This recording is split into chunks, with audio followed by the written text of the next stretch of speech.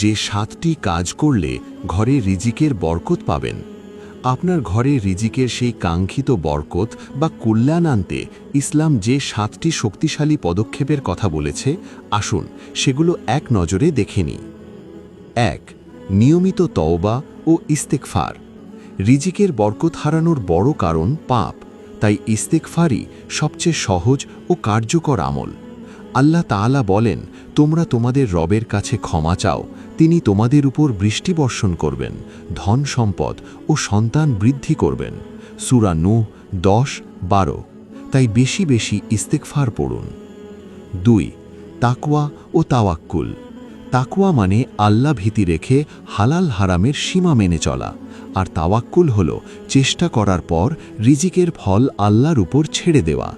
এই দুটির সমন্বয়ে বরকত বৃদ্ধি পায়। আল্লাহ বলেন, যে আল্লাহকে ভয় করে আল্লাহ তার জন্য উত্তরণের পথ বের করবেন এবং এমন রিজিক দেবেন যা সে কল্পনাও করতে পারে না। সূরা তালাক 2-3। 3.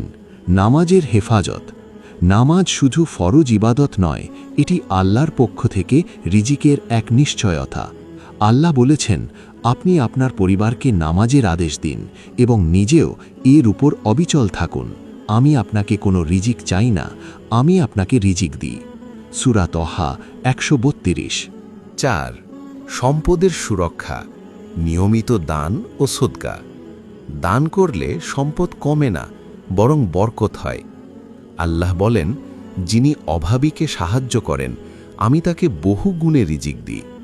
তাই উপার্জনের কিছু অংশ নিয়মিত আল্লাহর পথে ব্যয় করুন। 5. সামাজিক বন্ধন। আত্মীয়তার সম্পর্ক অক্ষুণ্ণ রাখা। আত্মীয়তা রক্ষা করলে রিজিক বাড়ে ও আয়ু দীর্ঘ হয়। রাসূল সাল্লাল্লাহু আলাইহি ওয়াসাল্লাম বলেছেন, যে ব্যক্তি চায় তার রিজিক প্রশস্ত হোক এবং আয়ু বৃদ্ধি পাক, সে যেন আত্মীয়তার সম্পর্ক বজায় রাখে। সহিহ বুখারী। অন্যায়কারীর সঙ্গেও সম্পর্ক রাখার চেষ্টা করুন। 6. বরকতময় সূরা। সূরা আল ওয়াকিয়ার তিলাওয়াত। সূরা আল ওয়াকিয়া রিজিক বাড়ানোর জন্য বিশেষ ফজিলতপূর্ণ। উলামায়ে কেরাম নিয়মিত এটি পড়ার তাগিদ দিয়েছেন। তাই প্রতিদিন রাতে এশার নামাজের পর বা ঘুমানোর আগে সূরা আল ওয়াকিয়া পাঠ করুন। 7. রিজিকের জন্য বিশেষ দোয়া। রিজিকের জন্য আল্লাহর কাছে সরাসরি দোয়া করা খুবই জরুরি। হালাল ও পরিপূর্ণ রিজিক প্রার্থনা করুন। নিয়মিত পড়ুন, আল্লাহুম্মা কফিনি বিহালালিকা আন হারামিকা ওয়াগনিনি বিফদলিকা আম্মান সিওয়াকা। অর্থ, হে আল্লাহ, তোমার হালাল রিজিকই আমার জন্য যথেষ্ট করো, আমাকে কারো মুখাপেক্ষী করো না এবং নিজের অনুগ্রহে আমাকে সচ্ছলতা দাও। তিরমিজি 3563।